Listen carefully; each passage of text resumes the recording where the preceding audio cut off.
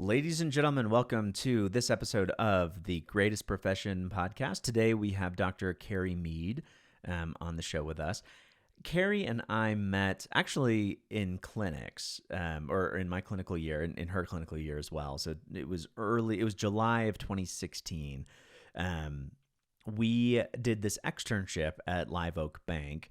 Live Oak was I'm not sure if they still do, but was a big SBA or Small Business Association lender, which made it so that veterinarians could get pretty good loans on practices, without a lot of down payment and all that. I mean, it's just a really good way to kind of get financing for, these practices. So they held this externship where every summer they would bring in a group of veterinary students.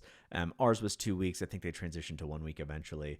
We stayed in this kind of old house in downtown Wilmington, and we would go into the campus every day, have our classes, go down to this fantastic cafe that they have, where there's like chefs working and everything, you buy, but you basically buy it at cost, wherever the food was. So it was just cheap, fantastic food.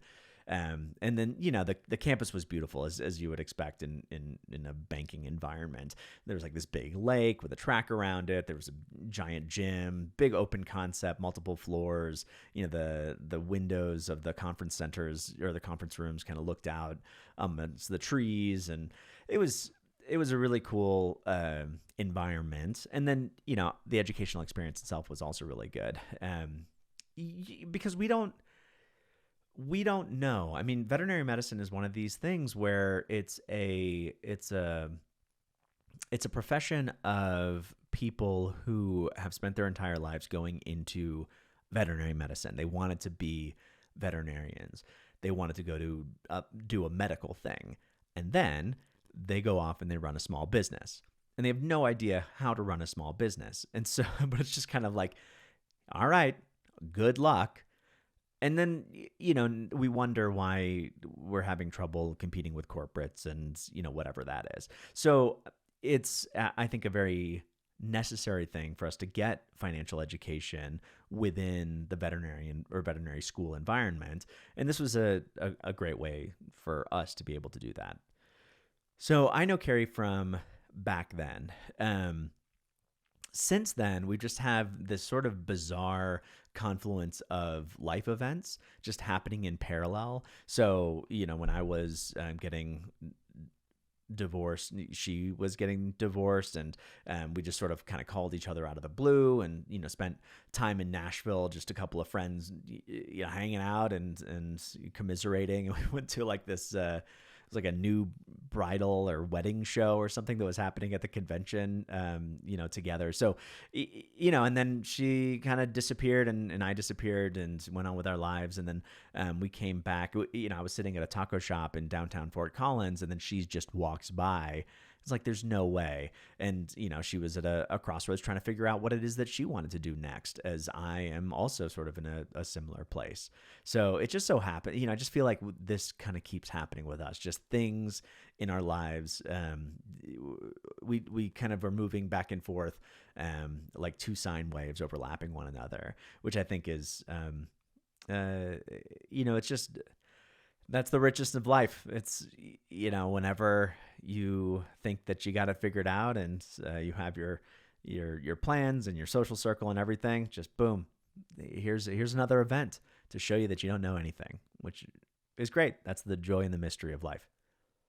So Kerry is a unique person within the context of all of these first guests, in that she is not a emergency veterinarian. She's not a relief veterinarian. She is a dental practitioner.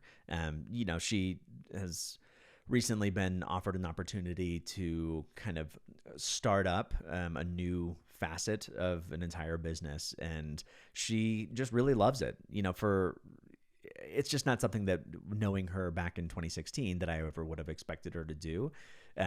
But that she's getting into this kind of newer side of it is absolutely on course with what I believe Kerry would be doing. And she's a trip, man. But she's so supportive and she's creative and adds on to, whatever your ideas. I remember back in our externship, we had to pitch these businesses and these ideas. And I just felt like Kerry was always like, oh yeah, and then you could also do this and then this. And then, then she would like credit me with these great ideas. I'm like, these are your ideas. You literally just said them. So I'm very happy to have the opportunity to reconnect with Kerry. I'm happy to share this with you. And I'm glad that she's doing this thing that she seems to really love. And for me too, it's really encouraging because I think that so much of what we're taught is that you kind of like, you stay in your lane, right? It's just like, all right, well, if you want to be a GP, you got to do a GP thing. Then anything else you're going to send to a specialist, or, you're going to have to try to do like a little bit of everything. So you have to somehow be really good at everything. And, this is this kind of model that I believe should exist in veterinary medicine more, which is that general practitioners decide that this is the thing that they love to do. And so they just engage in that thing until they become really good at it. And that's all they focus on. So she's a GP that does dentistry, and that's all she does. Like you wouldn't be going to her if you have for your sick visits. That's not her jam. And that allows her the space and the opportunity to become really good at what it is that she's doing. And I think that there's a big opportunity for that type of thing in veterinary medicine. So I'm glad she found hers. I'm glad she's doing it. And I'm glad that she's proven me a little bit right. So thank you. Thank you. I knew I was right. Now, so with all that said, thanks again for tuning in. And here it is, Kerry Mead on the Greatest Profession Podcast.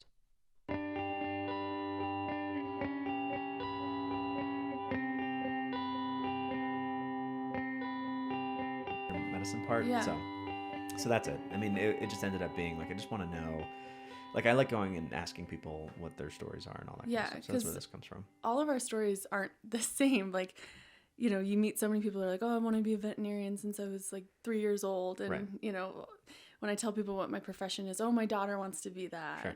And that's so not the story for me. And, yeah. And some of my other classmates, it's just totally different way that I ended up here. What's funny is that a lot of people will say, though, it's like, I have the standard story or whatever. Right. But as it turns out, like, yeah, I agree. It's not that. It's not. Yeah. And like everyone always thinks you to be like a super bleeding heart and, that you're just animal obsessed. And it's like, honestly, I love animals, but I do not have a time or day for misbehaved animals.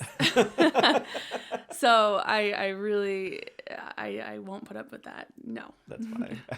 I think that like the people though who are really into animals are, I don't know, it's somewhat of a disadvantage. I mean, if it's like, I love animals and that's why I'm doing this, that's not like what the job is. No. I mean, maybe have a bunch of animals or like start a rescue or something like that. Yeah. Someone said in vet school about like equine, it's like, do you want this to be your job or do you want to be with horses? Because you can be a small animal vet and then have horses, right? If that's what you love. Or do you love like equine medicine? And I feel like it's, it's like that. It's like, just because we love animals, like everyone loves animals. That's not unique, right? It's like, I mean, unless you're like a narcissistic psycho that's right. going to be, performing some shining shit. Like, no, everyone loves animals. And to be truthful with you, I've met a couple people that are like, I don't like dogs or I don't like cats. And it's like immediately a red flag goes up. And then they'll usually, do something that makes that red flag come down. They're like allergic or they're bit in the face, yes. At like 3 years old. But I definitely, like, the hairs on my back go up. I'm like, what the fuck's wrong with you? Right. Yeah. So you could be an engineer and love animals. It's not like that's a prerequisite for veterinary medicine. No, I think you really, to be a veterinarian, you really have to understand people and being able to communicate with people. And that's where in our profession, some of our classmates, we can probably think of a couple off the top of our head. It's why they struggle so much. It's not like they're not smart and it's not like they don't have the skill set. It's that they lack this ability to be able to communicate effectively with the humans. Right. That's an area where even though I know that I can't spell for shit, I'm dyslexic, I rely on a calculator for math, like I can communicate with humans and get the point across, versus some of my classmates that are scored way higher than me on some certain test or whatever. Sure. I know that I'm able to communicate effectively about like what the treatment plan needs to be. Yeah, which, I mean, that makes you an effective veterinarian. I mean, how else are you going to convey to the individuals that you're, trying to help, exactly what it is that you're trying to do? And I feel like, I mean, justifying diagnostics, like educating prevention, like educating like what it is that you have to do from here, like all that stuff is really, it's more about how can I communicate that to you than my knowledge about like the deep mechanism or, all the differentials or whatever. Yeah. And like, when did we all become like the imposter syndrome profession? Like I get told that all the time, and I'm like, why and when did that happen? What are your thoughts on that? When we became Yeah, because the way I think about it is when I was growing up, I went to the vet with my mom twice a year. I had this dog Maple growing up, and I remember like this super confident, I wouldn't say he was sexy, but he was sexy to me because he was so good with my dog. Like older gentleman, lab coat, like he'd come in, he'd spend like 30 minutes with us. And he'd present like a whole slew of stuff that my dog needed, my perfectly healthy dog needed. And he didn't balk at like recommending those things. Right. And he told us, and I remember when she had cancer, like he told us like straight up what he didn't even know what the diagnosis was, but he didn't shy away from giving us his opinion and his experience. And now it's like nobody can say what they really want to say because it's like they're worried about pissing the client off or being sued or interesting. Like I don't know if you experience that in the emergency realm of things, but from the prevention side, which I primarily do prevention, wellness, and then oral surgery, I get that all the time. It's like people are so scared to piss everybody off, and it's like because of their license is on the line or whatever. Huh. That's interesting. I don't feel like I get that, but I don't know. I mean, that's not my personal experience, and I'm also not, because you're a male, right? Yeah, exactly. No, I mean, it's really difficult for me to be objective about it because I'm like, I know that I am a male with gray hair. I mean, at the end of the day, like those things are going to work in my favor in the room. Totally. I know that that's true. Backstory on gray hair, so you'll love this. So, I mean, as a veterinarian, you might think that we're all like crunchy granola, but I wanted a boob job. And so I took 2 months off to get a boob job. And I remember when they sent the anesthesiologist in the morning of my surgery, he looked like he was like 20 years old. Like he just passed phonics. Wow. And I pulled the nurse aside and I said, I need somebody with a little more salt and pepper. Like right. I got 2 kids. I want to make sure this goes smoothly for this very benign, very non-invasive procedure. She's like, I got you. And she sends back this like 60-year-old Asian man with like the perfect salt and pepper mix like yourself, even though you're not 60. I know that. Yeah. But that is so true. Like people see that and your trust goes up tenfold. Yeah. The interesting thing about that is that I wonder if the younger guy like just got out of, like, he's probably practicing like the most recent medicine. Like, and I know that, but I'm just like, I want the guy that's like, he's seen it all. He's seen like the weirdest shit happen. He's like, oh, I know how to handle that. Right.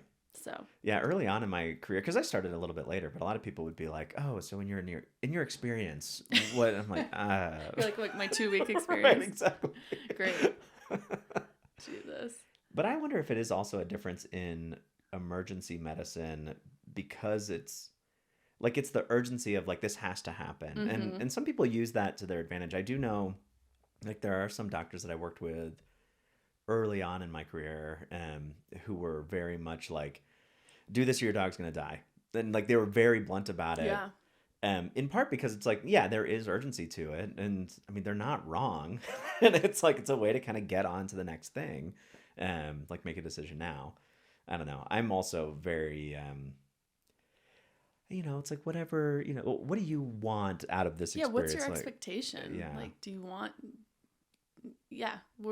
let's set the expectation right at the beginning before I go into all of these things. And and that's the realm I don't have. You have so much experience with that. But we were just talking about this even before we started recording about, I'm from a preventative side. Like, how can we prevent some of these things from happening? Now, you can't. Can you prevent your dog from getting hit by a car? Plus or minus. Can you prevent your dog from getting your 2-year-old dog from getting hemangiosarcoma? Right. Like, no, like you can't. That's just, those are things that, but can you prevent your dog from getting heartworm? Can you prevent your dog from getting parvo? Can you prevent your dog from getting severe periodontal disease? Right. Yeah, you can. Like, there are things you can do. Yeah. Or like the sicknesses, like I'll see a lot of degenerative type diseases like chronic kidney disease or something. It's like this cat that they're like, I mean, it's been fine. And you look at it, it's like, no, it hasn't. Like for it's a like while. My favorite meme of all time is like the dog that, I mean, they says like, my dog just stopped eating yesterday, and then it's a picture of a skeleton. Right. Literally my favorite. That's like, exactly what can we get that framed in the office? Yeah. Well, who not to be? Yeah. So, I mean, prevention from that side, I would love to not see those cases because, like, they're so sad. And it's just a lot of, like, well, we can do a lot of things, but we don't know where we're going to end up here. It's like we can do, so this cat, like, we can, rehydrate and do a bunch of blood work and keep it in the hospital for a couple of days. And then we'll see kind of where the kidney values go and what the prognosis is based on that. Yeah. Like, I'm not going to be able to tell you anything right now. And so it's really difficult to have that conversation. It would be so much better if, like, maybe you saw it coming. Like, maybe, they were doing blood pressures or something like that. And, we saw them creeping up. And routine blood work starting at, 12 months of age. What's the big deal about that? Yeah, I don't know. When is that going to be something that's recommended and people are going to stop feeling bad about recommending that? But I do wonder, is it like, I doubt that everybody feels that way. I'm sure that there is, because like the AHA guidelines are, such that they do recommend those things and people do follow those AHA guidelines. I don't know. I mean, I'm not in that realm. So I know it's so hard because sometimes, and I never fall into this trap that a client comes in, they're like, my vet never recommended a cleaning. And it's like, literally just went through your 50 pages of records where every year they were recommending a dental cleaning. Right. So whether or not it was explained to you in a way that you understood, and now we go back to that, how do veterinarians communicate? What's the effective communication mechanism? Right. Or was it that you just, or was it the technician came in with a blanket estimate of up to $3,000 and it was just something that you were like, no way. Right. So no, I agree. I think it is something that all veterinarians are seemingly aware of, but how is it being recommended and how is it being communicated? And with a 10-minute exam slot, there's just no way that they have the time to do that, to be able to recommend it in a way that the client's understanding. I do think about that a lot with like, oh, my veterinarian never explained this to me about a certain disease process. You probably hear that all the time. All the time.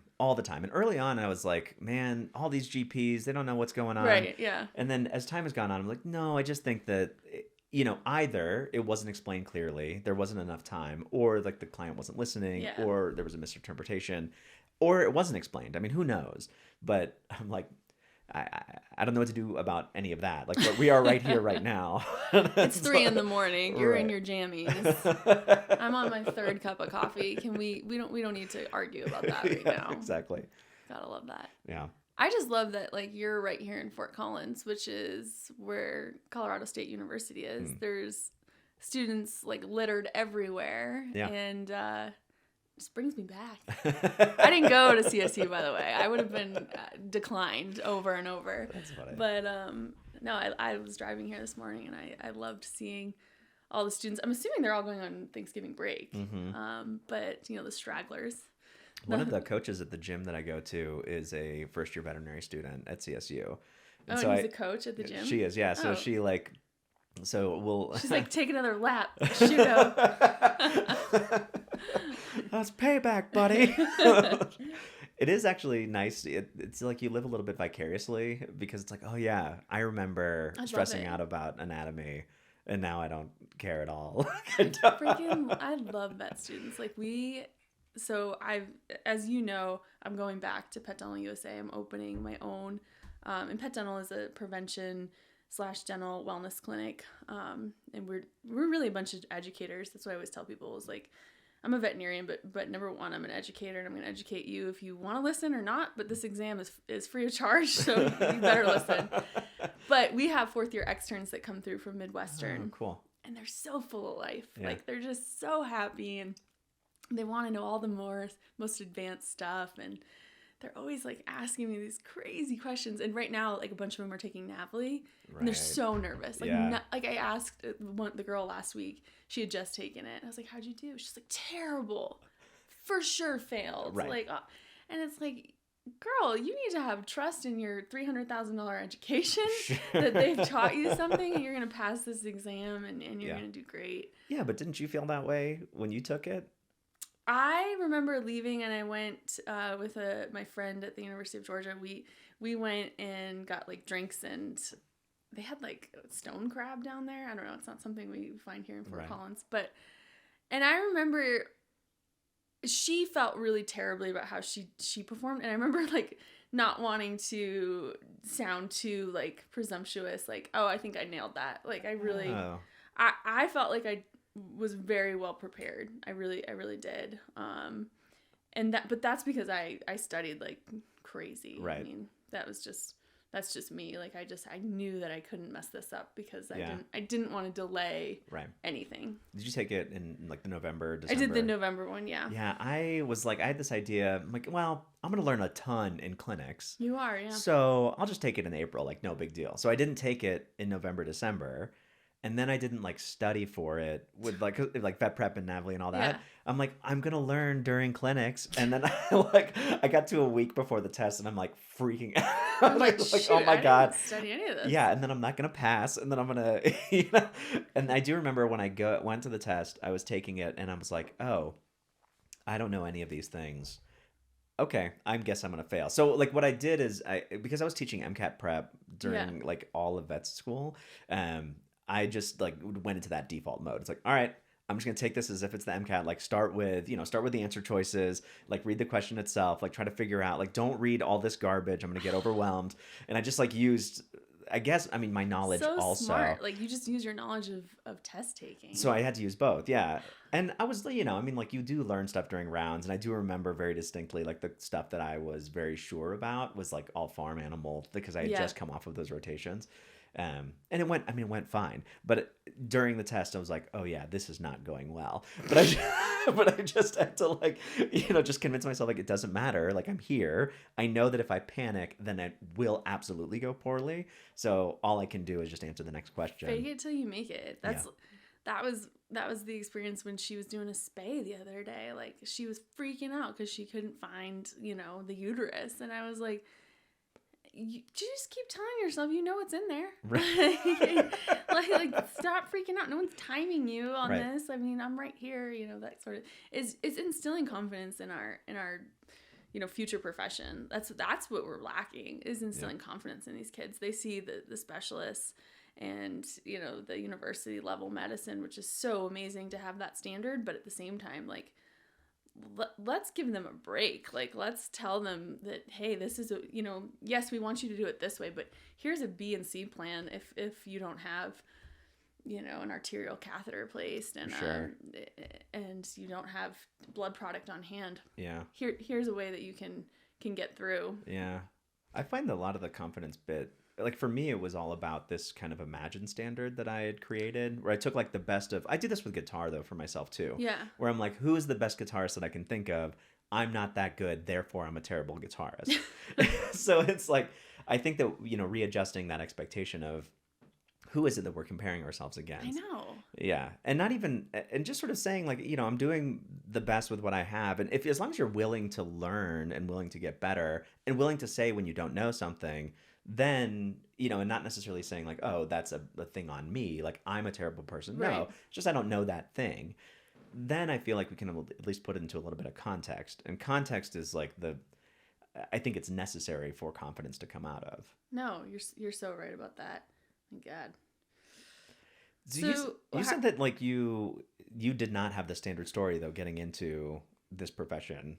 No. Oh my God.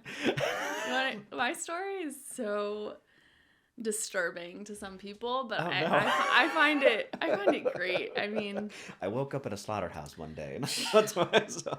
Basically, so when I was an undergrad, I was at Northeastern University, and that's in Boston, like right in the heart of downtown Boston. And I was working as a biology major, and I was like, well, I don't really know what I want to do, but like I certainly don't want to be in a lab. So I was kind of leaning towards the medical field in some direction, but it had been always told to me, like, you're not smart enough to be a doctor. Like, you're not going to go to med school. It's just never going to happen.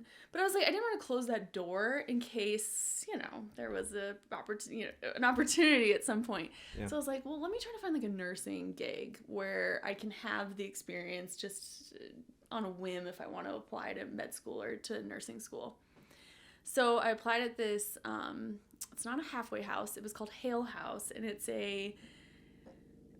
people with dementia, Alzheimer's, mental illness. It was funded by like Medicare, but they also took like family pay or, private funding. Mm-hmm. So you had kind of a mix, right? You had some people that came from nothing, like they literally had nothing and they were just mentally ill and they lived there. And then you had very rich people that were in there because their families would put them there. And the people that were very rich got these corner brownstone rooms that were just gorgeous with fireplaces and really, really nice private entrances. And then the people that were being paid for by the state were put in these like shoe boxes, no joke. And they had everything that they ever owned in that tiny little shoe box. Yeah. But they were so grateful for the care. And so I was an aide, and I'd go around and bathe people. I'd have people like lifting up their boobs, that were like 3 feet to the ground. And I loved it because they all, again, those people were so appreciative of the care. Yeah. And then you also had some people that had no clue who the hell you were. Like they would be calling me their daughter, their wife, whoever. So, and you were how old at this time? I was in college. So I was like 21, 22. Nice. And then I got promoted to be the drug dispenser. And I'll never forget the time that I gave this gentleman that had HIV. I gave all of his medications to a little elderly woman. Oh, I was like, oh my god, I'm totally getting fired. Anyway, no, they understood the mistake and whatever. So anyway, long story short, I was in there one day and I was talking to my boss, and she was the head of nursing at, I can't remember what institution she was at, but she kind of did this as well. And she was like, she was asking me like what my plans were, and she was like, you know what, you are so weird, you might as well just be a vet. What? And I was like, that's a great idea. Because we were talking about it, like I was telling her I might apply to med school or to nursing school. Yeah.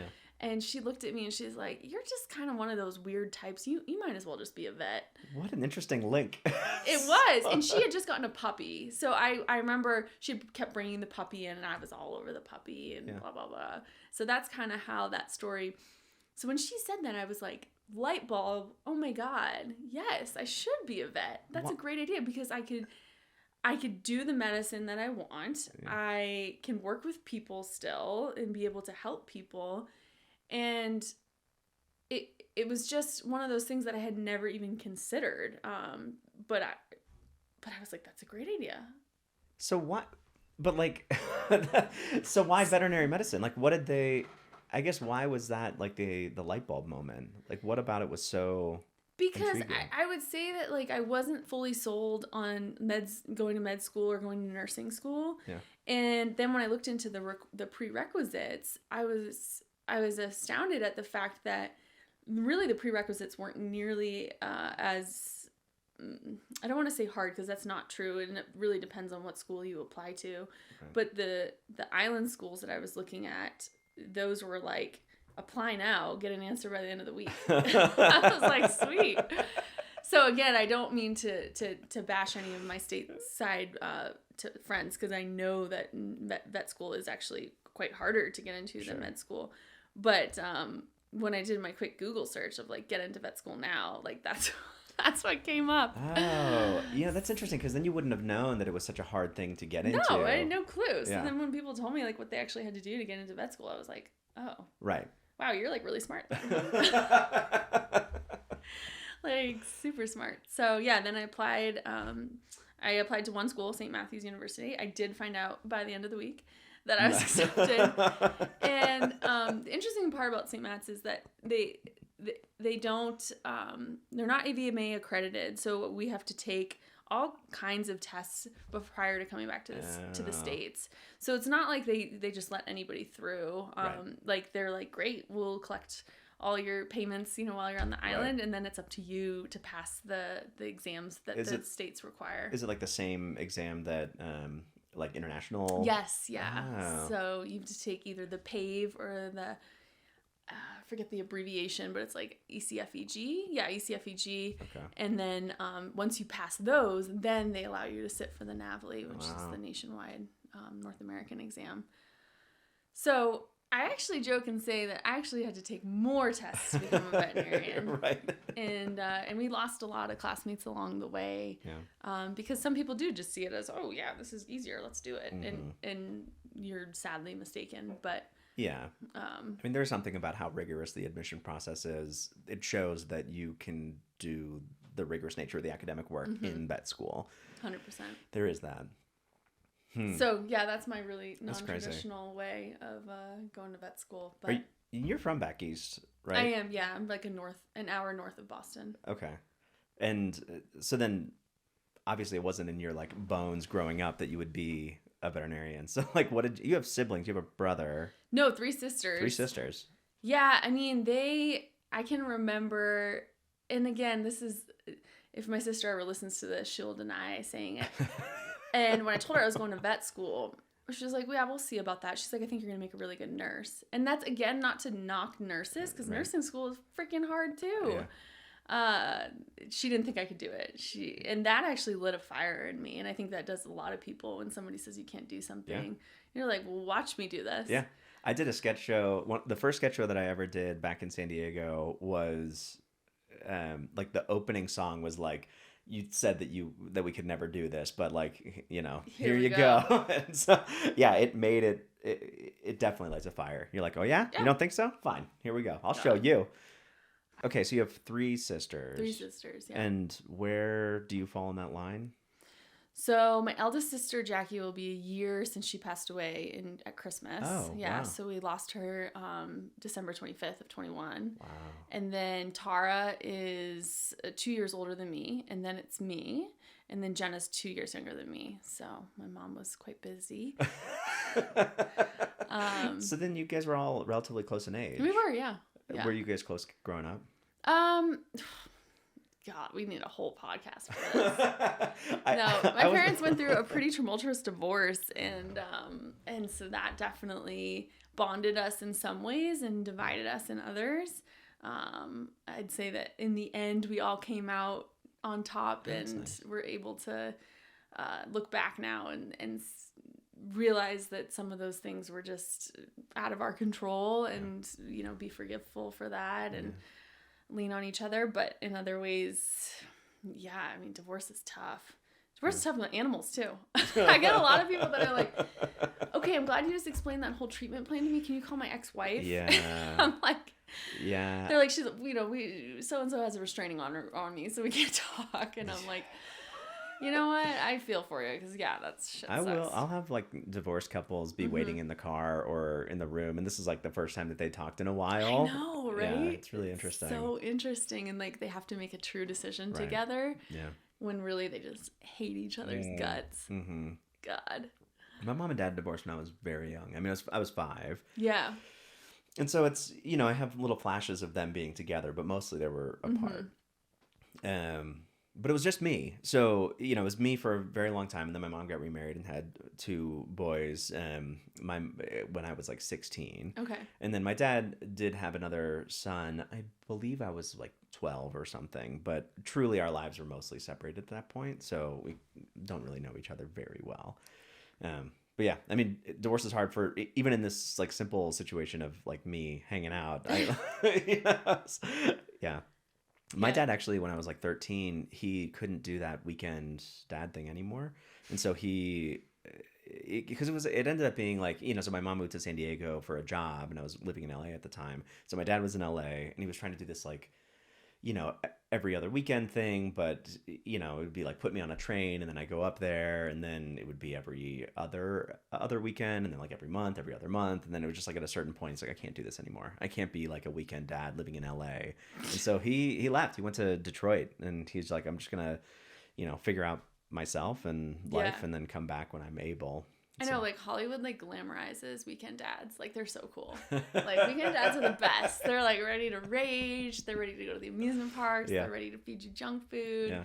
And in reality, like it totally throws off like your routine, right? Like you're doing one thing and then all of a sudden on the weekend, like you just get like thrown 3 aliens at you, and you know, you're forced to try to figure out what they need and what their wants are. And so I feel for the weekend dad, because you know, that's a lot to where you don't get to know their everyday routine and like be able to get into, and then the second you get into one, then it's like, okay, they're back with so and so or whoever is caring for them. So and I think it's a lot on the kid too, for sure.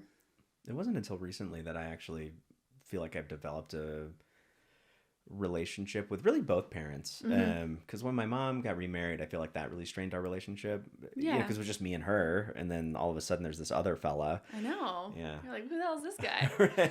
But it took a while to kind of come back, but they were so young when they had me. They were like 21, 22. Oh wow. So you know, they're 59, 60 now, which means that, I mean, they're still relatively young. There's a lot of life left. So it's definitely interesting. Isn't it funny how like you have different relationships with your parents at like different stages in life? I've turned into my dad's therapist, and he's not paying me enough. I just have to say that. And no, and then even with my mom, like the person I was in vet school, and she supported me wholeheartedly and financially as well. You know, and I'm very grateful for that, but I would go back and treat her differently. I would be much kinder, for sure. The sacrifices that our parents make for us, now having kids, I totally like see things differently. It's kind of amazing, where, you know, before I was just a selfish little bitch, still a little bit, but now I'm much more aware and you know, honed into that, especially my mother, and you know, just realizing, you know, and I'm not saying dads don't do a lot, because they sacrifice a ton, but mothers for sure, they are, that's the hardest job. I really will say that. I mean, I always assumed so, because my own mom, right, like, because I saw it. You saw it. I saw this 20-something woman, you know, sacrificing her youth so that I could, you know, go to a good school or what. For me. For this asshole. For this guy. But look at the life you've created. I still think about it though. I'm like, is this good enough? Like, did I do okay? Am I all right? It's like I still don't feel like it. I swear, you just love them no matter what. I mean, like I was telling you that story earlier about my son stripping down buck naked in the middle of a playground. That's my boy. Like I you know, have to pretend to act horrified, but I'm like, I love him so much. That's so awesome. Good for you. Look how proud you are of yourself. You know, they just do the funniest things. No, he has yet to do anything that has truly disappointed me. I mean, he's only 2.5. No, every day is like, God, how'd I get so lucky for this guy to pee all over me? So then, okay, so you went to St. Matthew's, which then meant that you did clinics at Georgia. Yes. Okay. Yes. Okay. Did you want Georgia in any particular way? Like, some people are like, I definitely want to go to this school. This is also, it's a pretty good story. So I didn't really care what clinical school I went to. I just, you know, was so happy to go to any of them. Yeah. And Georgia wasn't really on my radar, but the way that the island schools do it is that they basically take your class rank, and then depending on where you rank what school you want to go to, they will honor that so long as somebody that's higher than you didn't also pick that, because each school only gets an allotted slot. Right, so say Georgia only had 3 slots. Yeah. If there was 3 people higher than me on my class rank, they would get Georgia. So I really didn't care, and I was actually leaning to go to Mississippi State, because I thought it would be fun to live in Mississippi, because that is somewhere I would never, ever live. Right. Like, just by my own free will. Sure. Georgia might be a place, it seems nice. At least it touches water. Like, maybe I'll live in Georgia someday. So then I found out that this classmate of mine that she was also a roommate of mine, and at one point, she wanted to go there. And I knew that I had a higher class rank than her. So, I mean, was it vindictive? Maybe. I don't know. I'll never say yes or no to that. But the second I found out that she wanted to go there, I mean, everything changed. And let's just say I went to Georgia and she did not. So what happened during the roommate scene? So we were already not roommates. Roommates definitely get messy when you have animals that don't get along, right? So her animals didn't get along with my animals, and it was just it just wasn't a good fit, to be honest with you. There's something we said for crazy redheads. And anyway, so she wanted to go to Georgia. And so then I was like, well, let me look into Georgia. And to be honest with you, once I learned more about the University of Georgia, I was like, oh, absolutely, the school is where to go. They had just opened their brand new veterinary teaching hospital in 2016, excuse me. So, and I had 2 classmates that were about 3 semesters ahead of me already there, and they loved it. So it just worked out that I went there. But it definitely was made to be put on my radar when I found out somebody wanted to go. But it was a great decision because a gal that I was actually in her wedding 3 weeks ago, her and I were not very close on that, when we were on the island or in just doing our book work, we called it. But then when we both went to Georgia together, we became very close. I was in her wedding 3 weeks ago. And so I got a really, really strong friendship out of going to Georgia. And so for that, I'm super grateful. That's awesome. Yeah. Yeah, Georgia, there was always this like UT-Georgia rivalry that I didn't care about because there's even like a song about it out right now. Is there? Yeah, it's like a country song, of course. And I was listening to it, I was like, I'm like, wait a minute, Athens, what, Tennessee Orange, what? Oh, that's what they're talking about. Right. But Georgia's like on top right now, right? Like I will never know the answer to that question. I have no idea. I wish I cared enough to, like I do. Of course. Because it's so fun. Like the people that are so invested in college football. Yeah. Like I would love to be as passionate about something as that. Yeah. There was somebody who I was working with who was another UT grad who apparently she moved her wedding. She had an October wedding, and she moved it so that it wouldn't be on the same day as like the Auburn UT game or whatever. Amazing. One of the exactly.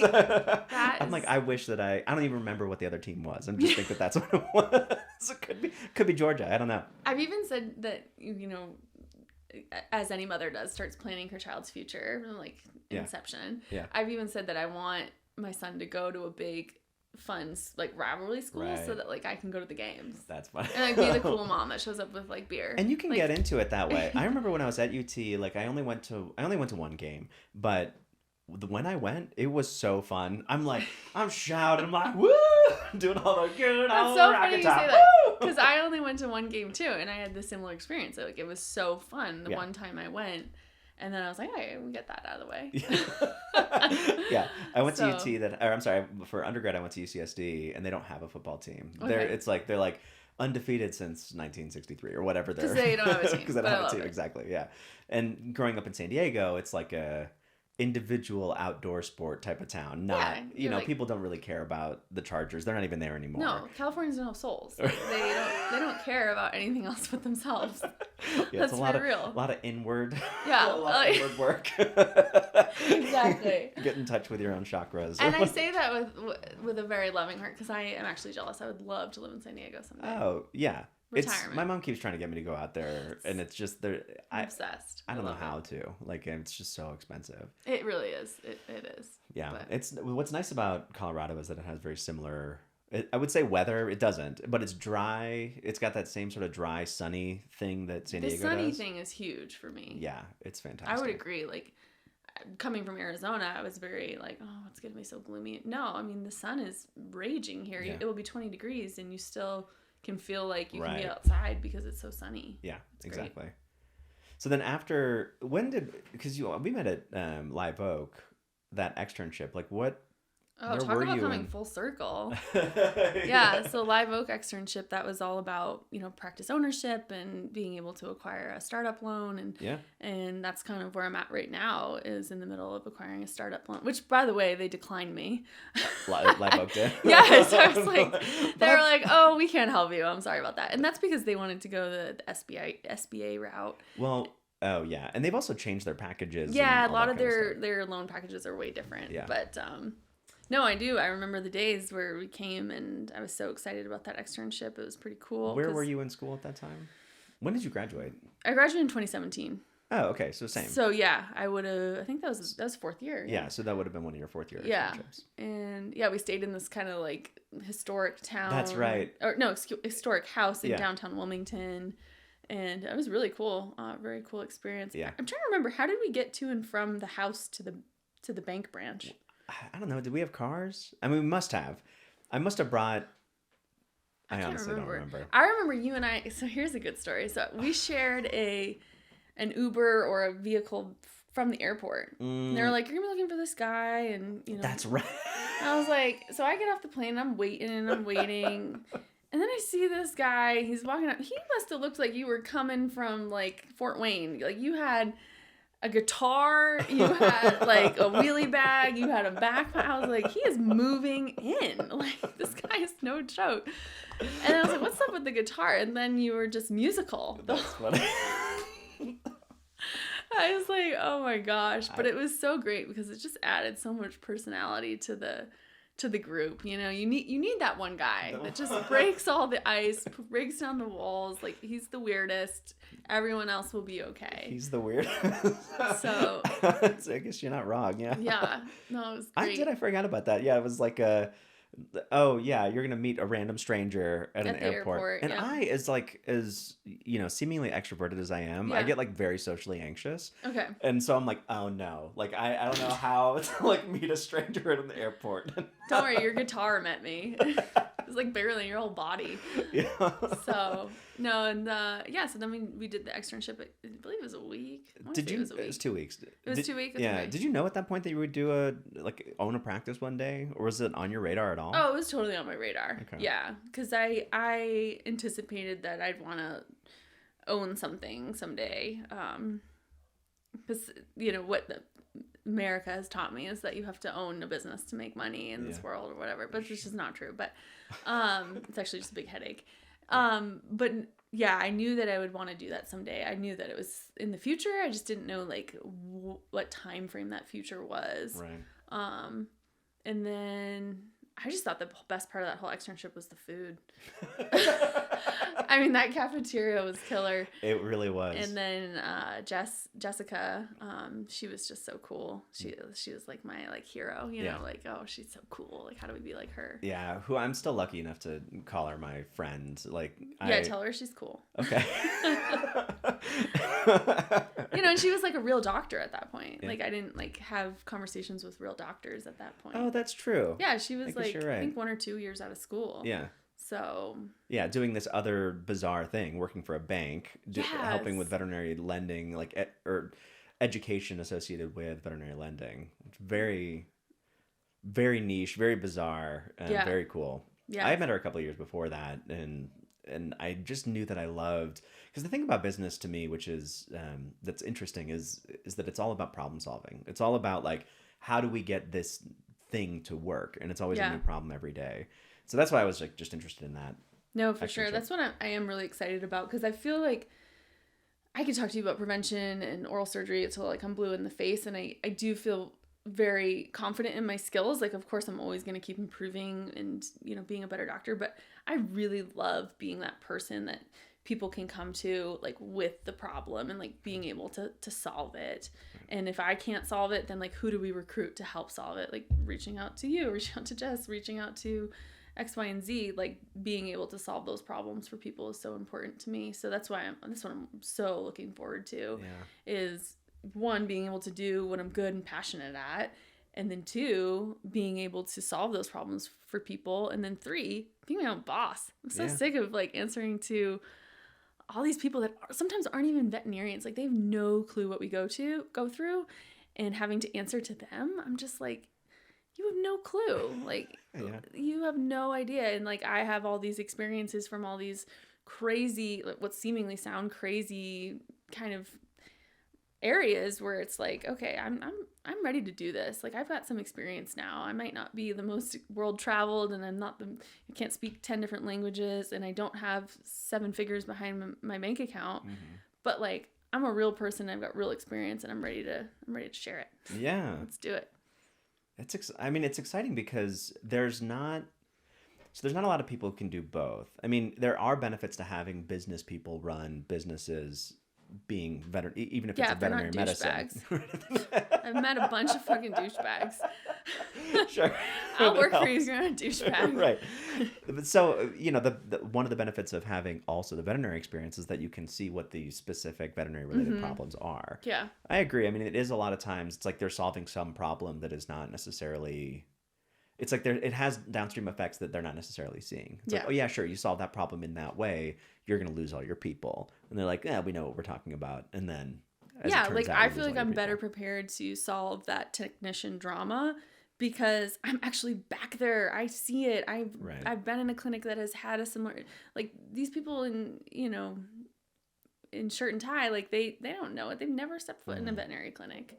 They don't know what it's like to be, Sarah L. that has 2 veterinary jobs and 2 kids and, this much experience, but she's not certified. Like they don't know that full picture. Whereas like, I've worked with a Sarah L. before. I've worked with a Mandy.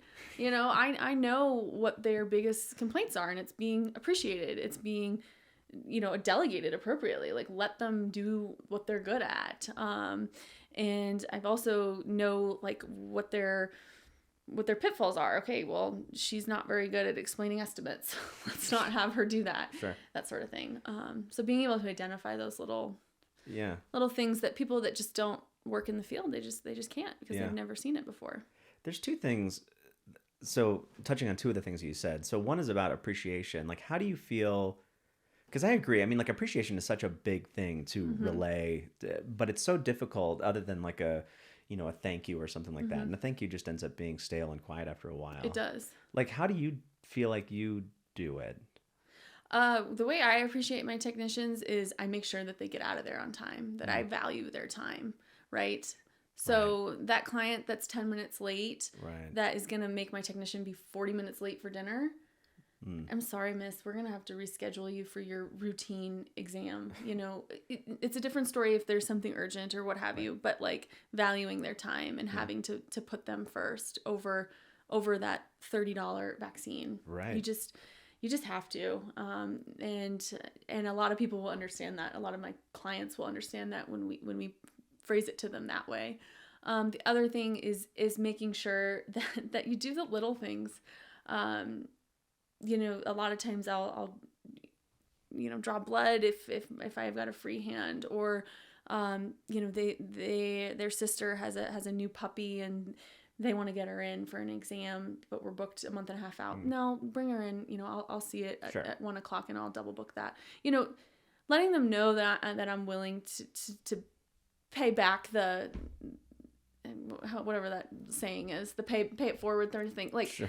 Making sure that they know that I'm there for them and I'm going to help them, because especially when it comes to their own pets, they get so anxious to ask for anything, and it's like, let's schedule this as an exam, and I will spend the 30 minutes I would spend with a paying client with you because you're here with me every day. So those are my 2 big takeaways that they want is giving them the same attention, giving their pets the same attention that I would give a client, and then valuing their time. Yeah. I think that's really, really important.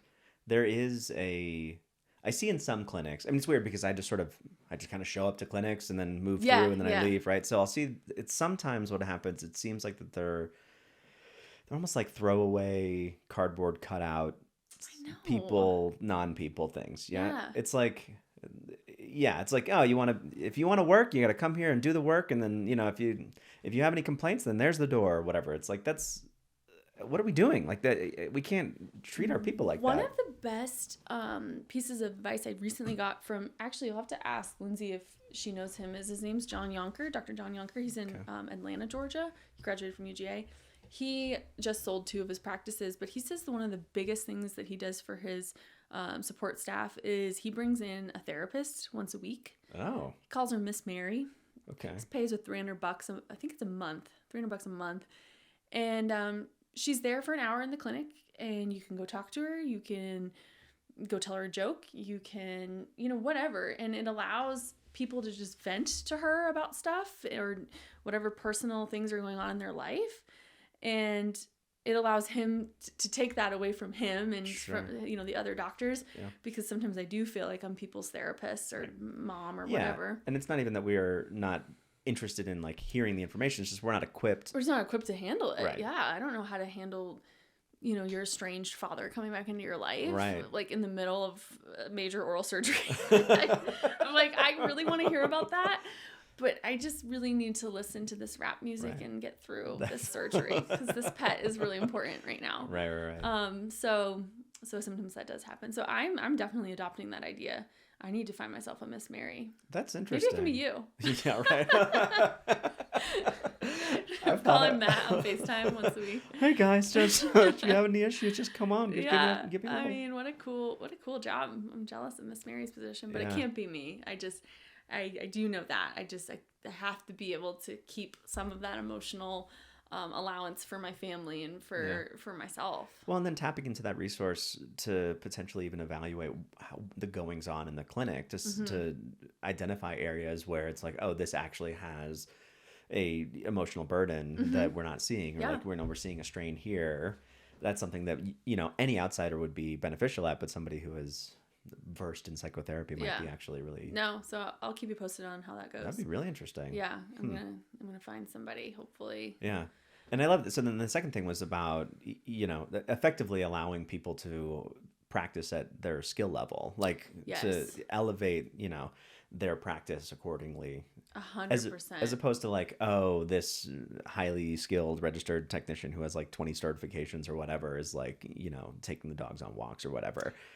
And I saw that like definitely in my past year working in a specialty clinic, where you have people that are so educated, and their skill set is amazing, and they're being asked to do very minimal tasks. And I don't know,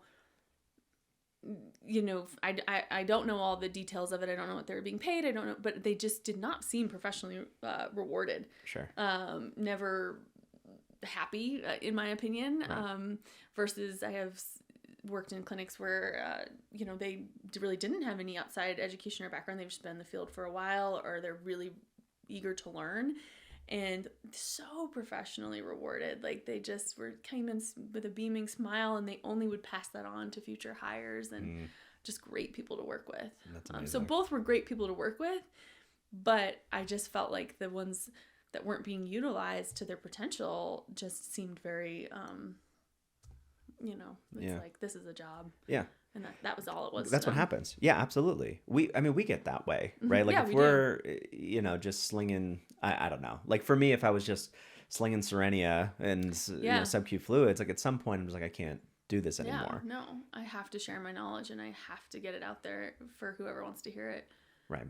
i.e. I'm on a podcast. No, I think these podcasts are great, because I really hope that people outside the field listen to these and pick something up along the way. And I know I get to learn a lot of things as well. And like I was just thinking about something that somebody else who was on the podcast, Jonah, was talking about, which was about including nurses in on the feedback loop. So like this reinforcement loop that we get. So we spend all this time with the clients, and we actually, see the results, and, we get a lot of that, but we don't share that to the nurses a lot of the times. Oh, I know. So they're like, what the hell happened with that dog? Right. Exactly. Yeah.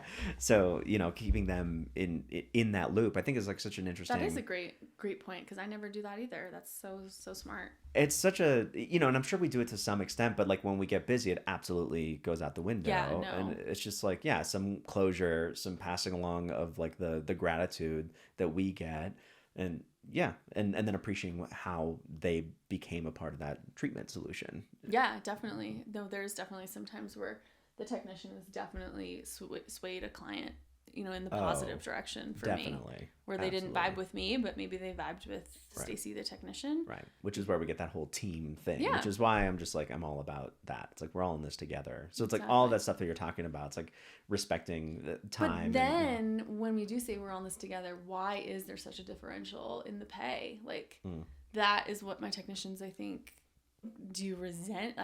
They have never said that to me, but I always feel a little bit resentment when they know that I've just purchased the home and like they're still, bumming it with 2 roommates, paying rent, whatever. And so that's always been a little bit tough for me too, is like the pay differential and making sure that they feel appreciated when I can't necessarily pay them more. I don't know. I wonder so I agree. And I think there are things that are happening within the industry to attempt to alleviate some of that. Like I know that I believe that like CSU has it's almost like a nurse practitioner type. I heard about this. Lincoln Memorial has it too. Do they? Mm-hmm. And this idea where, if you can do more things, like if you can be more involved in the kind of the high value or, the average client transaction being like higher, whatever that is. If you can be more involved in that, then your pay should be increasing accordingly. Okay. Because it's, yes, I mean, to me, it's all about like, if we can get everyone to the top of their skill level in such a way that like all of these people are doing all of these like high value things to the top of their license, and then we can kind of oversee that and do the things that are, at the top of our license, then there's no reason that you can't increase your revenue for everybody involved. True. And then, presumably you can do like a profit sharing type model for everyone else. Yeah, I've looked into that. Gets so complicated. Absolutely. Especially with hourly, and like it is a lot of times it's a transient type position as well. Right. And there is something to be said about like, we did spend a lot of time and money to get into the profession. Like it's okay that there's a little bit of totally. There. Yeah. Because all of that time that I spent going to, like, if I was a plumber instead of like going to undergrad and going to like the master's and then doing the, vet school thing, like I could have made money. So that's all lost opportunity. Lost opportunity. Yeah. So there is something to be said about that as well. No, that's true. But but I think that we shoot ourselves in the foot by making it so that's like, oh, well, fill pills and that's your job, or like all, sweep the floors and all that kind of stuff. It's like, if you can get them into procedures or things, but then they have more revenue generated, why shouldn't they make more money? Yeah, no, that definitely. And I'm glad that you touched on that, because I think people need to hear that for sure, that's why, Yeah, it's hard to implement, especially with the fewer doctors you have, the harder it is. Like if you run a practice that would otherwise be like a 1 or 2 doctor practice, I could imagine that it would be more difficult to pay your people. Yeah. But like if you run a practice at a volume that would normally be reserved for like a 4 or 5, me making this up out of nowhere, but like a bigger, maybe busier practice, then you can kind of put those other people into roles that might be able to generate revenue. Exactly. So it's like if they can free you up to do things that only you can do, well then, and you're making money associated with those things, well then that money should be shared, because it's like they're taking that lower opportunity for you. Yeah. That makes sense. No, it does. It does. There's so many different ways you can think about it and do it. And there's so much opportunity there. Yeah. And it, because like some of the big wigs are, honing in on us veterinarians, and they see that this is a cash cow. But they need to see that they have to, spread that not equally, but they have to spread that amongst all the support staff. Otherwise, it's just never going to happen. Yeah. They're never going to be able to grow it to what they want to. Oh, yeah, absolutely. So, those nurse practitioner for veterinarian type positions, that will be interesting, to see how that pans out, you know, because it could really help the industry quite a bit with so much of the overflow that we have. But then I do think it will also help shift us into a model kind of where I'm trying to go, is like there's a preventative arm, there's a true PCP arm, there's a true dental arm, there's a true, and then all the different specialties, like just like it is with humans. But right now, having your general practitioner be all of those things is just, oh my God, who could do that? I mean, and the people that do it do an amazing job, but God, just like we were talking about before, it's so overwhelming. Yeah. And that's the other thing. Like you had mentioned, I forget if we were recording at this point, but you had mentioned that like the GP is almost looked at as like just a GP. Like Oh yeah, my like whole like we need to make prevention and GP sound sexy. Right. Yeah. Yeah. We do because so many students coming out of school feel as though being a general practitioner is not enough. That's not good enough. Right. Like, oh, we have to go do an internship, 5 internships, right. to then become a surgical resident, to then be able to be recognized as a quality professional. And it's like, right. No, Yeah. that is not what we need to be advocating. I mean, we should definitely support those people that go on to do internships and residencies and look to them as a resource, but we need to instill confidence in our general practitioners that they are good enough and that they're doing a hell of a job. Yeah. I mean, there's nothing that gets me more anxious than GP work. Like Mm-hmm. I would far rather be, like triple boarded working on like a very specific, like the cardiologist who has like their 10 drugs and their, like where they're so specialized in that one area. Of course they know everything they should. Yeah, all exactly. The studies, all the 6 studies that were out on that. Right. Yeah. That sounds way less stressful than like the anything at any moment with any budget and that could come in. Yeah. It's so, I mean, like as an ER doctor, like of course, but my stuff is like the, hey, stabilize and, start thinking about how do I set up the general practitioner for what's best. But like at the end of the day, like they're the ones who has to manage this long term, like not me. No, totally. I think it's a really difficult job and we should, like to your point. Yeah. I mean, it's whatever that is, it's like, that's the most badass of the veterinary professions. Yeah. Yeah. I definitely have a lot of respect for those who are able to go into it. And just being able to like really learn more about prevention and what products are out there and what that sort of realm of education would be so much more, in my opinion, useful in school. Like, yes, some of the schools do a really long GP type rotation, which the university I was at, we did a 3-week. Mm-hmm.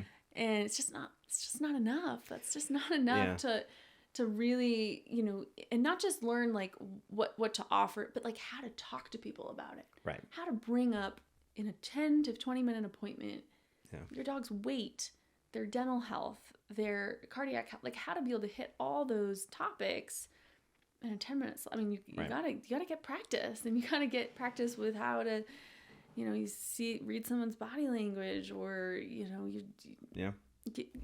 what I mean. But like, it's just being able to manage that. Yeah. And I think that I guess I always assumed that the theory was that the only time you're going to get that level of specialized education is going to be in a university setting. Yeah. Whereas theoretically, once you get out into the, the world and you have your job or whatever, your mentor or whoever you're working for should be teaching you how to do those other things. Yeah. However, there's a huge range of skill in these facets, right? So how to talk to somebody, how to read body language, how to explain, something. So you can't necessarily rely on like the mass of veterinarians to be able to teach that and then, I know, push forward it's so tricky. I'm super excited because the University of Arizona just opened their vet school.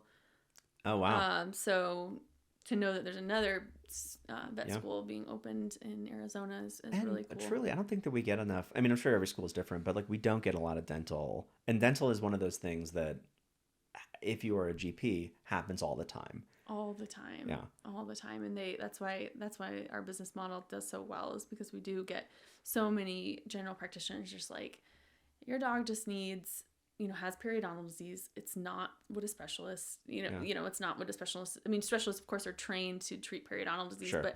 but save the jaw fractures, save the root canals for them. Right. Like we just need somebody to handle our overflow, because I could do this dental. It's going to take me 4.5 hours. Right. Or I could send it to Dr. Mead at Pet Dental, who is very efficient in this and is very trained in it.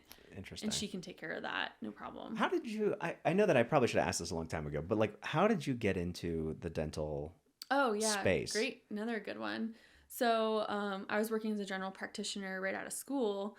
And I had a mentor, and, it was that classic story that like, I remember hearing in vet school, like, oh, that's never going to happen to me, but it totally happened to me. Like, mentor didn't really like want to help, and when she did, she was really condescending, and she would take these extravagant vacations and just kind of leave me, right? And then would come back and like criticize everything I did and all the decisions I made. We have a really great relationship. And this was back in Arizona. This was in Arizona, okay. And I can remember her saying to me, we would have these kind of sit downs, and they were always something I would dread because there was never any positive confidence building, constructive criticism. It was always just like, you suck, like get better. And I remember her saying to me, you don't really seem to have a passion. Like, what's your passion? Like, what's your niche? And she's like, for me, it's dentistry. And like, I loved it. And she was very gifted at oral surgery, and I would want to learn from her, but she would just constantly critique, it was always, I would have done it this way or whatever. And so I just thought to myself, if there's only a practice I could work at, I could just do dentals every single day and I could get really good oral surgery. I could show this woman. Again, it's that kind of light of fire. And so then I had a really good friend who was acting as a mentor at the time. Yeah. She was about 10 years out of school, and I used to go and work with her at the spay neuter clinic on my days off. Because I love surgery. I wanted to get better at surgery. So I would go and do that. And she was applying for this job at Pet Dental USA. And she's like, oh my God, I just went to this interview and all they do is dental procedures all day. What a nightmare. I would never work there. Right. And she's like, but I kind of thought of you. And I was like, give me the email. And so I contacted them and I went in, and the woman who is now my boss and I'm her first franchisee of Pet Dental USA, thought she was kind of strange. She definitely thought outside the box, and I was like, how does this model make any money? Like, you're doing dentistry at such an affordable price. But the efficiency at that level, and again, allowing your technicians to do kind of their top end to their license, and really trusting in yourself and honing in on your skills. Yeah. So I learned so much from her. She sent me to numerous different wet lab courses. And I do a ton of oral surgery. So the repetition, just like anything, however many, I think it's like 10,000 hours or something. Yeah. I'm kind of reaching the upper limit of that, where I really feel like you can put anything in front of me and I'm just like, oh yeah, we can handle this. So then so you were somebody who was like vaguely interested, although interested out of spite. Yeah. Exactly. And then, and she just reinstilled that passion in me, and she showed me, look at these, because it was true. It's like they come in, they've got a painful mouth, they've got infection, their blood, there's changes in their blood work. You see them back 3 weeks later, they're acting like a puppy. Yeah. I mean, and you see them back 6 months later at that next dental consultation where we're looking in the mouth again, we recheck their blood work and everything's normalized and they've lost weight and they look amazing and they're healthy in their skin. And it's just so cool. It's so professionally rewarding. Cool. And I just love it. I mean, I love, and I'm a surgeon, that's what I say. And I do get to do surgery all day. That's awesome. So is it, life-saving emergency surgery? No. But is it quality of life surgery? Absolutely. Right. And it bonds that human and animal that much more. Yeah. Because now the animal feels good. They're kissing all up in each other's faces. Yeah. There's like full-on makeout sessions. I'm like, okay. So yeah, out of spite, yes. I guess I'm picking up on a theme here. There's definitely a theme. Yeah, definitely a theme. So your whole life has effectively been like, oh, I'll show you. I kind of, and even in my previous experience, just this past year, like going into thinking I needed to do a residency and, being told like I was doing things wrong all the time. And just constantly being berated for how I wanted to do things a little bit outside the box. And again, pushing prevention, hey, they just spent $5,000 on an oral. How come we're not spending the 5 minutes to show them how to brush their dog's teeth? Right. That was driving me nuts. And like, again, like working for people that are not veterinarians and they really see you as dollar signs. You're the cash flow for them. Mm. It does not sit right with me. So you're right. I'm going to show them. So what's your timeline on your practice? Like, well, I think I just glanced down and saw a text. They're like waiting for a lease to be signed. So I'm so excited. So timeline for the build out, let's hope for after Memorial Day we can be fully operational. Wow. So really close. Yeah, really, really close. Jeez. And do you have to like hire and all that stuff too? Or do you get... Yeah, I mean, being a part of a potential franchise, I haven't signed any official paperwork yet. So I guess legally I can't say that. There's supposed to be some contribution to helping hiring and helping train support staff, which is super helpful because that's stressful for anybody. Yeah. And so, yeah, I'll have to start looking and, hopefully hiring an associate pretty quickly. Yeah, we'll go from there. That's amazing. So then you guys are moving back down. We moved back down. The movers come November 29th. What is that? Like a week from today or something? So I just caught you on the tail end of you being in Fort Collins. I've literally had my bucket list of Colorado items I wanted to do. Like I skied Keystone. Yeah. We went up to the Stanley Hotel. Oh, nice. It snowed, so it's like always cute to have a little snow day. What are the other Colorado? New Belgium Brewing. We've done that.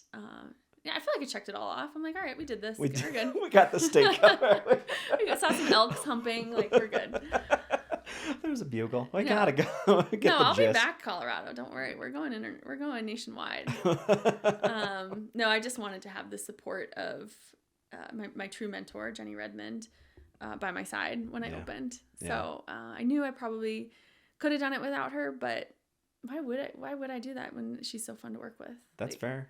I mean, that's what everybody kept telling me. Like, you can do it on your own, and it's like, there's not many good people. Let me rephrase that. There's not many people that I openly will choose to share such personal information with and bring into my inner circle. And she broke down all those barriers with flying colors. And we couldn't be more polar opposite. She's also a redhead, which I get a little worried about. But she's great. And I hope she listens to this. Yeah. So. Yeah. I mean, when you find the people or you find the opportunity. Right. You just know. It's a gut feeling thing for me. I've always gone with my gut. Well, and good. I think that's why we keep continuing to run into each other. Yeah. Exactly. Like, I can't get rid of. Can we share with whoever's with the two people listening?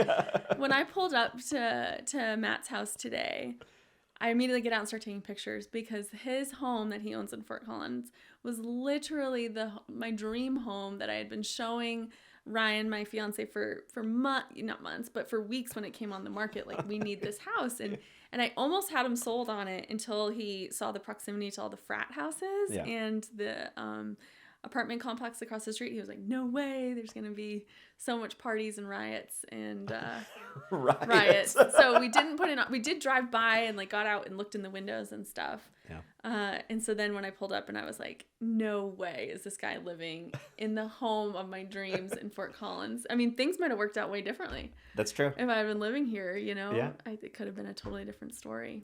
So. Yeah. I mean, you could have been a sorority mom, probably. I know. It's right up the street. Right? I would have just given up on vet med, been like, I'm going to be a house mother. Yeah.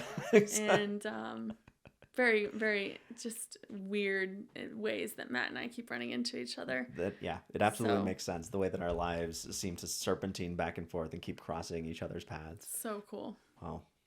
Well, thank you for doing this. I appreciate you coming down. This is so fun. Thanks for having me. Absolutely.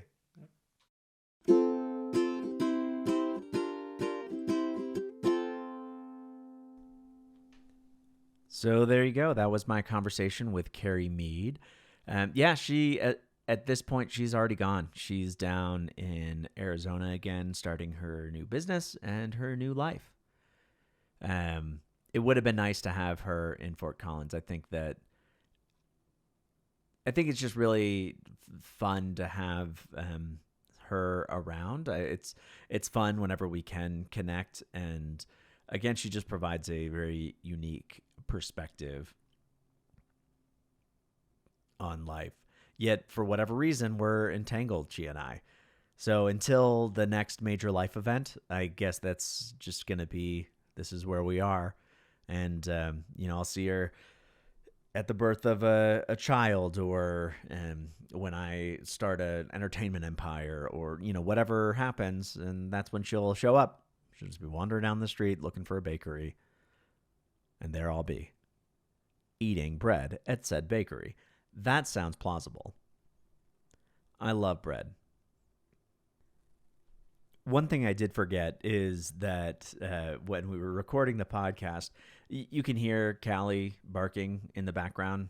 She's upstairs. This was the only podcast I've done thus far where it was actually in person. And what a difference that makes. Yeah, digital, whatever. You can sometimes see him over the screen. But sometimes it's nice to have a human being in front of you to talk to. I don't know. Call me old-fashioned, but it makes a world of a difference. So we're, down in my office. I have an office I have a split-level home, and so it's like there's windows, obviously, but the bottoms of the windows are at the level of the, doesn't matter. This doesn't matter at all. You don't care about my split-level home. But the level of the bottom of the window is at the level of the backyard. So we're downstairs. I guess maybe that was the context. I don't want you to think that we're like in a creepy break. Come on over, let me take you to the basement, where there's like a single light bulb just swinging haphazardly on the end of a cord, and it's just like, it's not an interrogation. It's a podcast. It's a welcoming place. There's paintings hung up on the wall, pastel colors all over the place. So it's a pleasant place. It's not a basement. It is my office on the lower level of a split-level home. So we're in my office and recording, and Callie just starts going nuts for a while. So you can hear that in the background. That was what I'm discovering is just Fort Collins service calls. I think that one was a doorbell. We, this home was kind of refurbished when we moved in, and so it turns out that they kind of completely gutted the doorbell, but there is a doorbell that's there. It just doesn't do anything, and I can't seem to find the chime, and I want to put in a Google doorbell. So so I called someone out, and we set up an appointment. The window was from noon to 5 p.m. And so Kerry came over around 9:30, and we were recording. And, somewhere around 10:30, there comes, I guess, a ring on the non-doorbell, or like a knock on the door, and Callie went nuts over it. So I called the guy afterwards, and he's like, "Oh yeah, I'm gone. I can't come back today." Like it's like 10:45, 11 o'clock. You can't come back today? We have a window. We have an appointment. Like, what am I supposed to do? So, he came a week and a half later, because that's how it works in Fort Collins. I'm figuring that out, and it's fine. It's very similar to what it was like living at the beach in North Carolina. They just kind of come when they want to. Okay, I guess that's that. I'll have to become a little bit more handy around the house. I should have discovered that there was no doorbell. My bad. I did install the Google doorbell by myself because I'm a man, and I filled traditional men roles sometimes. The other thing I forgot about until I was listening to this again was that when Kerry showed up, she pulls out of her backpack a bottle of champagne and a thing of orange juice and proceeds to make mimosas. It's like 9 a.m., which I guess is the time that you make mimosas.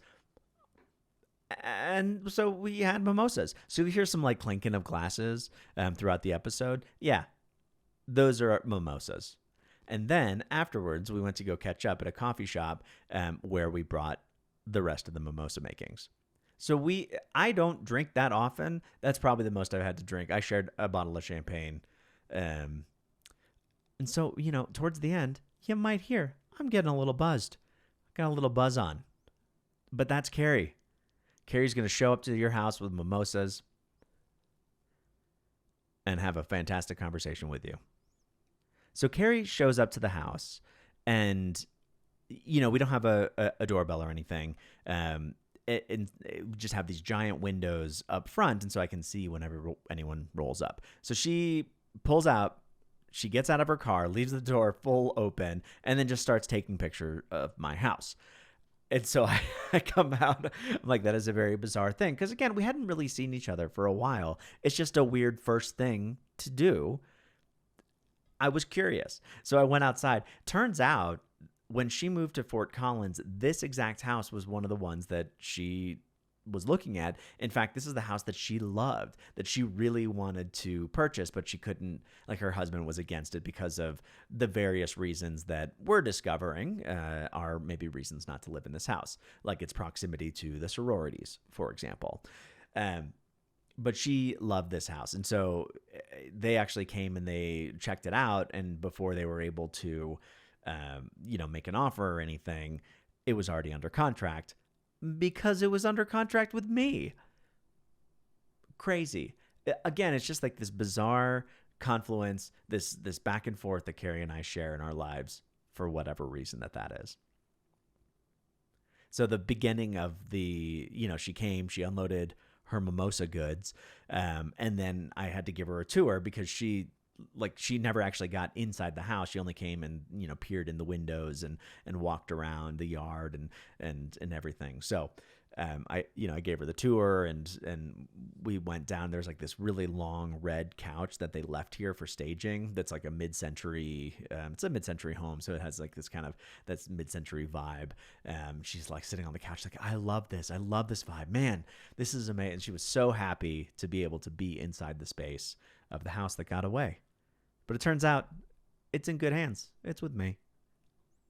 So we sat in the office of apparently Kerry's dream home, recording this podcast about a week before she, left this town for good and went back down. But you know what? It's not going to be the end. One of these, we're just going to run into each other again. And if we do, we know that something big is going to happen in our lives. That's how it works. No mundane activities surround a Kerry and Matt get together. That's all I'm saying. So with that said, thank you again, Kerry, for coming over and living your dream by spending some time inside of your dream home. But no, for coming over and having this conversation with me, I appreciate it. And to all of you listening, thank you for being there. Having you out there again is just, it's a nice, comforting thing to know that I'm not just some fella staring at a white wall talking into a microphone. I mean, I am, but you're there too. Thank you again. Good luck out there.